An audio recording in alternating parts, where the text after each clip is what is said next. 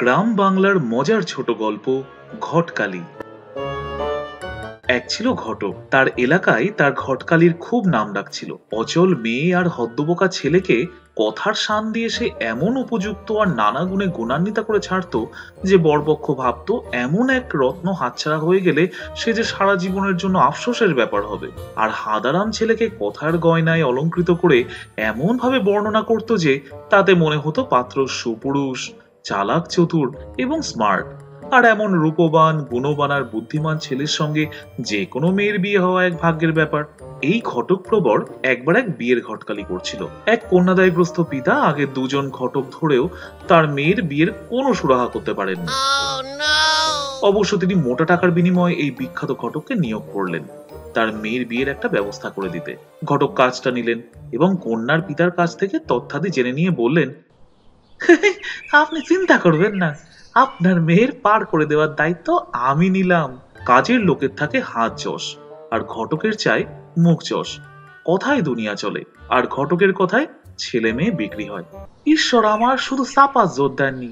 আমি চাপাবাজি করি না, ওসব হলো গোয়ার গোবিন্দের কাজ। আমি কম কথায় কাজ সারি, তবে যা বলি মক্ষম এবং মানুষের মনকে বশ করে দিতে পারি। কেউ কেউ বলে আমি নাকি কূটনীতিকের মতো কথা বলে মানুষকে আকৃষ্ট করি। এ কথাটা আংশিক সত্য। আমি কথার যুক্তির খেলা খেলি, মানুষ তাতেই কাত হয়ে যায়।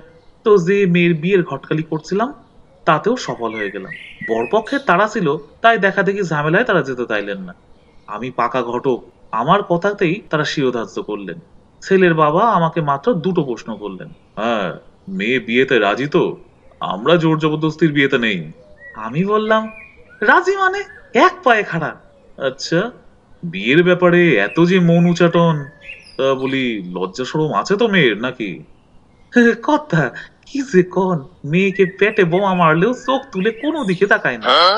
বেশ বেশ, তাহলে আমাদের অমত নেই, শুভ কাজ শেষ করে ফেলো।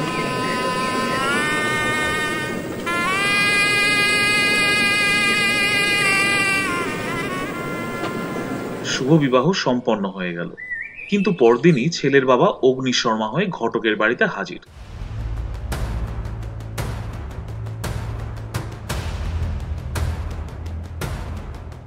মিথ্যাচারী, জোচ্চোর, আমার সঙ্গে এমন প্রতারণা! সি সি সি সি, কি বলছেন? আমি তো এক বিন্দুও মিথ্যা বলিনি। মেয়ের যে একটা পা নেই কই তা তো বলেননি। সে দোষ আপনার। আপনি কি আমাকে জিজ্ঞাসা করেছেন? বিয়ের কথাবার্তার সময় বরপক্ষ কনেকে হাঁটিয়ে দেখে, কথা বলিয়ে দেখে, চুল খুলিয়ে দেখে। আপনার ছেলে তো তা করেনি। এখন আমার দোষ হবে কেন? মেয়েদের খুদ বলতে নেই, তবু সততার খাতিরে আমি বলেছি মেয়ে এক পায়ে খাড়া। দুপা থাকলে সে কষ্ট করে এক পায়ে খাড়াতে যাবে কেন? বিচক্ষণতার অভাবে আপনারাই ঠকেছেন, এতে আমার দোষটা কোথায়? মেয়ে যে অন্ধ তাও তো বলনি, এটা কি প্রতারণা নয়? আপনাদের একেবারেই তো সংসার বুদ্ধি নেই দেখছি।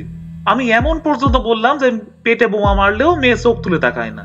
পেটে বোমা মারতে চাইলেই তো চোখ তুলে তাকিয়ে যেদিকে বিপদ নাই মেয়ে তো সেদিকেই ছুটবে নাকি? হ্যাঁ, এ থেকেও কি আপনারা বুঝলেন না যে মেয়ে অন্ধ? এখন নিজেদের ব্যাককেলে বোনার জন্য দায় আমার উপর চাপাতে এসেছেন। আপনাদের মতো রাম বোকাদের কপালে এসে ভালো বউ জুটবে এটা কেমন করে আশা করেন?